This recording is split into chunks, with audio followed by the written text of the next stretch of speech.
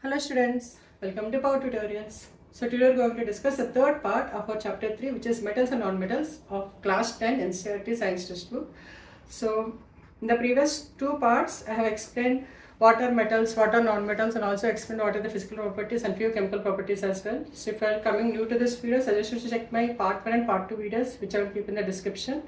So let's start with the agenda of today, which is four topics I want to discuss today. The first one is how do metals react with solutions of other metals? What is the reactive series and what are the metals you have to remember for our board exam? The third one, how do metals and non-metals react with each other and what type of compounds are formed? And the fourth one is properties of ionic compounds. So we'll discuss about them in detail. So let's start the first topic, which is how do metals react to solutions of other metals? So we'll discuss how do metals react to solutions of other metals. The answer is displacement reaction happens. This we already discussed in our first chapter. So what is displacement? If a metal, suppose metal A is reacting with solution of metal B, what will happen is metal B will be separated out along with solution of metal A.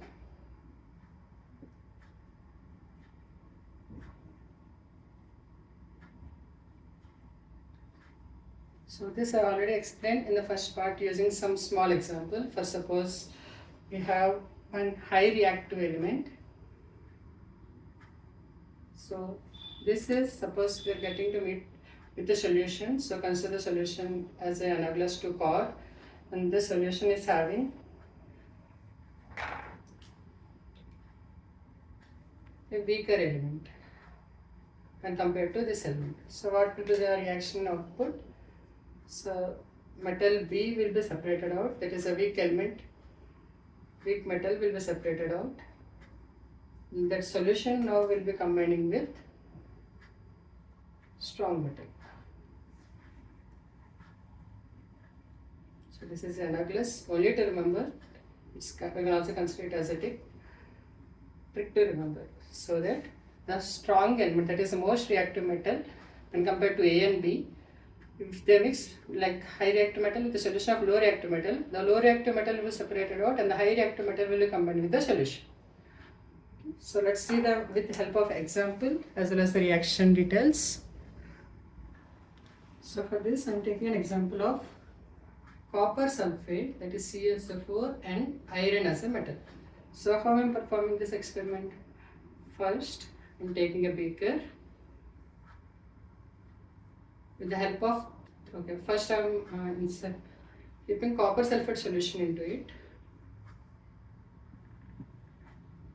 The solution is copper sulphate, that is CaSO4, which is blue in color.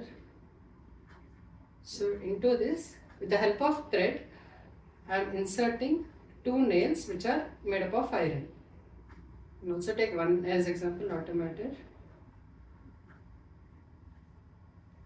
Now these two nails I am inserting into the solution.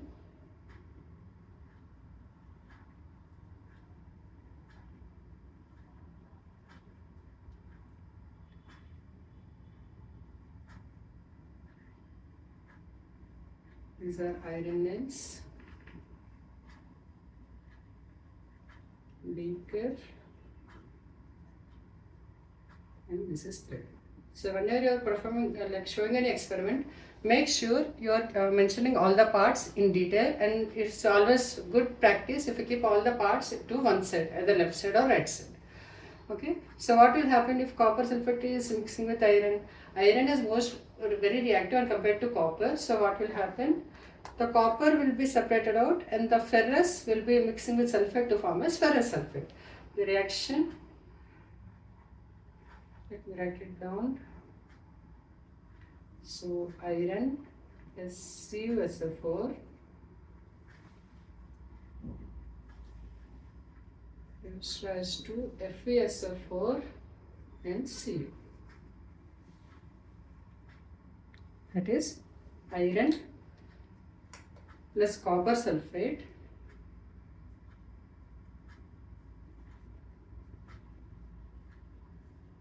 when reacted with each other, displacement reaction happens, that ferrous will replace copper and copper will be separated out. So here ferrous sulfate produced on ferrous sulfate, the ionization part is +2, because ferrous, that is iron, has two oxidation states, +2 and +3. So this is +2 charge, because sulfate is -2, so ferrous should have +2. And this is copper. This is a less reactive metal compared to iron, so the less reactive metal, that is copper, will be separated out.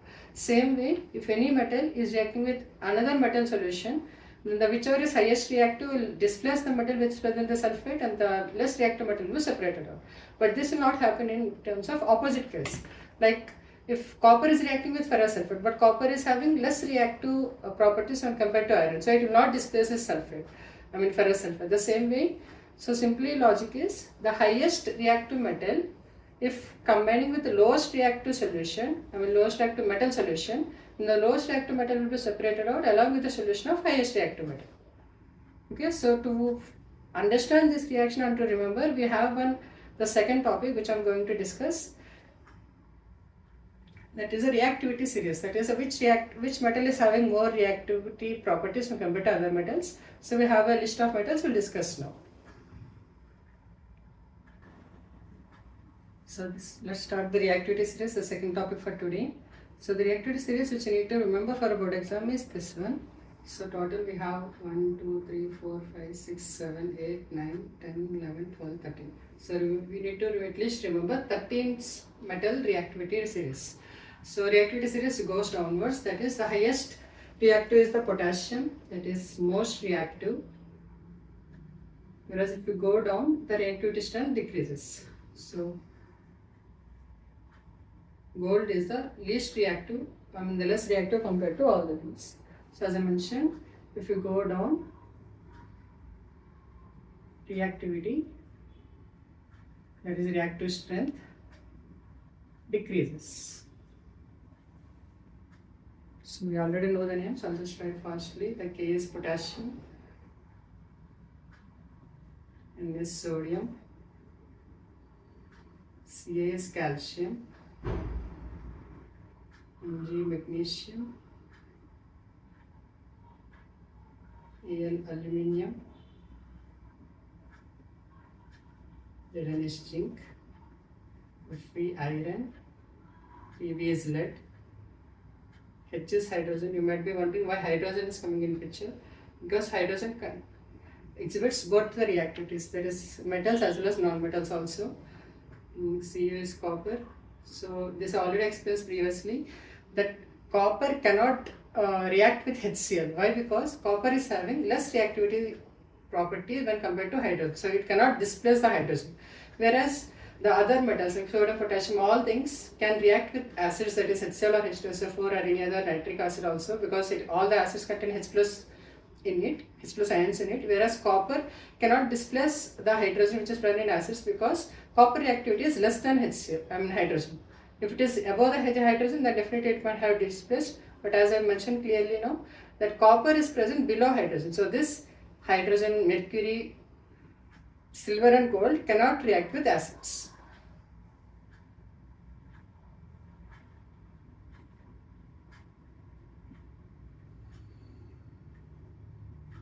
So if required, do take a screenshot of this reactivity series, because this is very important. We need to memorize this 13 elements series in order, so that if in questions they might ask, state whether calcium reacts with solutions of iron or lead reacts with solutions of magnesium. So based upon the higher, which is, if it is above it, definitely it will react. If it is below, it will not react. For example, copper cannot react with HCl, or copper cannot react with hydrogen, like ferrous sulfate, whereas ferrous can react with copper sulfate. Calcium can react with magnesium sulfate or magnesium any solution, or else yes, calcium can react with magnesium. Potassium can react with aluminum solution. So simple logic is the above ones can displace below ones. Is it clear? So if you have doubts regarding this series, if you have any questions, you can also comment in the comment section so that I can check and answer accordingly. So let's go to the other topic. So let's start with the third topic for today, which is how do metals and non-metals react with each other. So till now we have studied how metals react with water, how metals react with water also in terms of three terms, that is steam, hot water, cold water, and also metals react with acids. So let's see the condition where both metals as well as non-metals react with each other, how the reactions can happen. So before that, let me explain you with respect to the shells, that is, for example, noble gases, metals and non-metals. We'll see about three examples for each and how the shells, that is K, L, M and shells got filled, or how much electrons were present in the outermost orbit. So for helium, it is 2, so the K will be filled, whereas for neon, 10, so 2. We all know that the K shell highest is 2, L and M are 8, whereas N is 16. So we'll start about argon, it is 288. For sodium, 28, that is 10 plus 1, 11. 282, this is 283, whereas nitrogen 2 plus 5, oxygen 2 plus 6, fluorine 2 plus 7. So you can see here, for the noble gases, the cells will be full, that is K, the maximum is full, L is full, M is full. Whereas for metals, that is sodium, magnesium, for aluminum as an example still now. So here you can see that the outermost shell is having one electron here, 2 electrons here and 3 electrons here. Whereas for non-metals case, that is nitrogen, oxygen and fluorine, the 3 examples which I have taken, you can see that the 5, oxygen is 6, whereas fluorine is 7. So this has excess of electrons in the outermost orbit shell, whereas non-metals has deficient of electrons to get filled. Clear? So here you can understand that if for suppose, okay, let's also take any example of sodium for example, and suppose fluorine as example. You can see here sodium is having 1 as excess, whereas fluorine requires 1 to become stable, because we know that neon configuration is having 2,8. 2,8 is a stable, that is noble gas configuration of filling of 2 shells. Whereas sodium, if we remove this cell, there is outermost electron in the outermost shell, it becomes stable. Whereas this fluorine, if it accepts an electron, then this also becomes 2,8 and this also becomes stable. So it's a clear understanding that if metals and non-metals react with each other, there has to be a change such that electrons in outermost shells of metals has to be gone, that is it has to be removed, and this has to be sent to non-metals case where the outermost shell can become stable. So it's a simple that the exchange of electrons happens from metals to non-metals to become a stable compound. So this stable compound is called as ionic compound. So let's explain about ionic compound. So if a compound is formed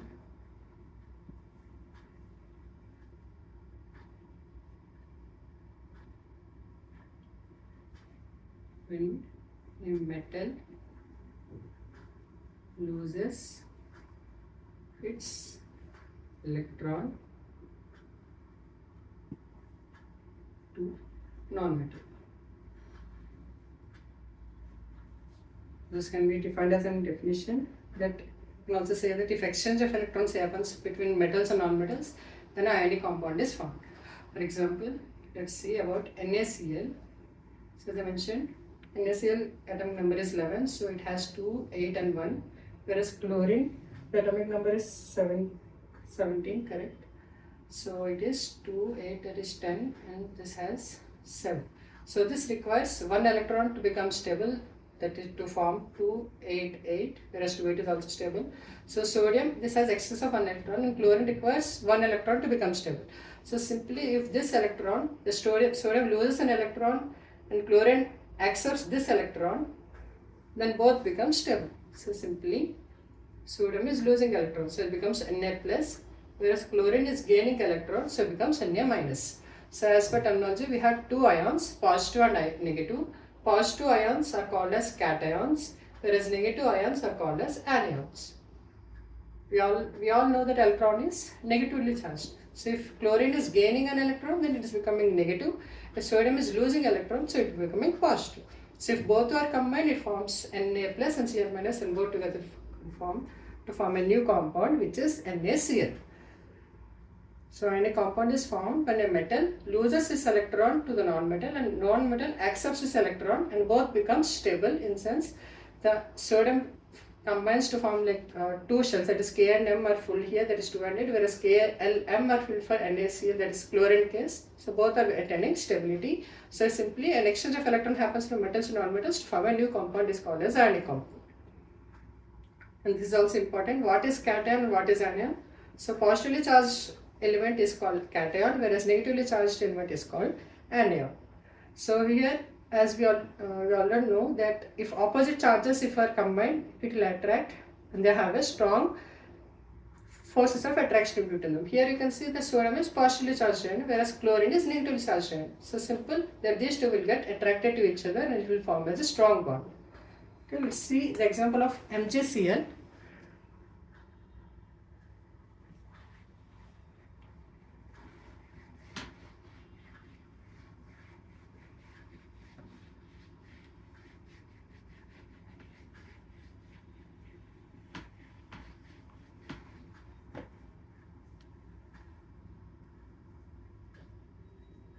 So what is magnesium atomic number 12? Chlorine is 17. So magnesium becomes 2, 8, 10 and 2, whereas chlorine is 2, 8 and 7. So chlorine requires 1 electron to become stable, whereas magnesium has to lose 2 electrons to become stable. So to have the compound of magnesium and chlorine, we have to make sure that these two are gained by chlorine, but chlorine can accept only 1 electron. So how to balance this? Let's take 2 chlorine elements. So now these two can be exchanged with chlorine, 1 to here and 1 to here. So now magnesium becomes +2 because it is losing 2 electrons, whereas chlorine is gaining 1 electron but it is having 2 elements in it, 2 elements of chlorine, so it is also become -2, whereas each is having -1, so combined is -2. So now this also forms as a compound to form MgCl2. That is 1 magnesium and 2 chlorine elements. So we cannot call magnesium that MgCl2 or NaCl which is formed as a molecule, but we call it as an aggregate combination of ions, which is Mg is the cation which is positively charged ion and chlorine is anion which is negatively charged ion. So let's see the last topic for today, which is properties of ionic compounds. So let's see the fourth topic, which is properties of ionic compounds, and we'll discuss about 4 general properties of ionic compounds, starting with first one, physical nature. So the one which I have explained in previous case, that is strong electrostatic force present between these two, which is positive and negative charges. So the nature of all the ionic compounds are solid and rigid, but these are also brittle. Brittle in the sense they can easily broken down into smaller pieces.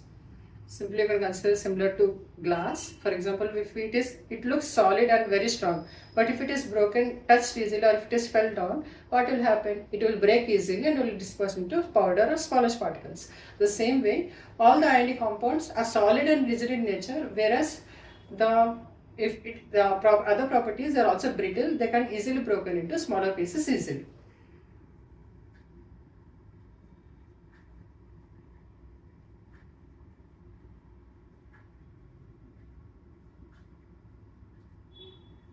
Second, melting and boiling point.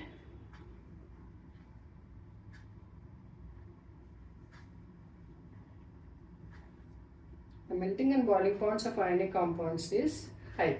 We also said too high. Why? Because the nature, that is, it has strong electrostatic force in between them. So it requires much energy to break them, or else simply to convert into molten state, that is to liquid state, or else to vapor also it requires a larger force. So simply you can say that melting and boiling point of all the ionic compounds is too high. Why? Because it has a strong electrostatic force of attraction between them, because one is positive, other is negative. So it has a lot of electrostatic force of attraction between them. It requires a lot of energy to break them. Let's see the third physical property, third property of ionic compound.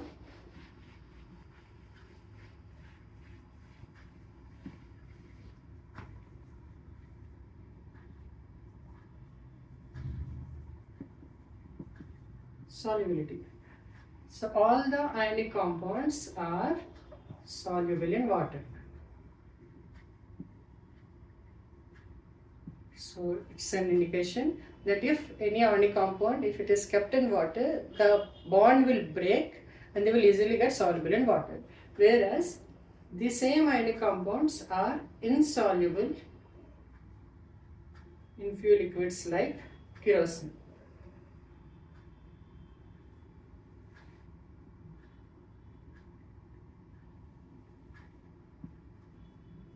Petrol and etc. Simply you can also say that liquids which are having carbon component in it. So these are insoluble in those liquids, whereas it is clearly soluble in water. So that's why if you want to store any such type of ionic compounds and don't want to make it melt or broken down, it's better to store in kerosene or petrol kind of liquids where it will not break. Okay. This is the fourth one, that is electrical conductivity, or simply say conductivity of current.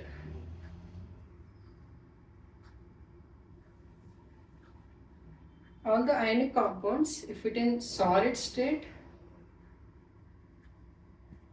doesn't conduct, whereas in molten state conducts. The answer is again same.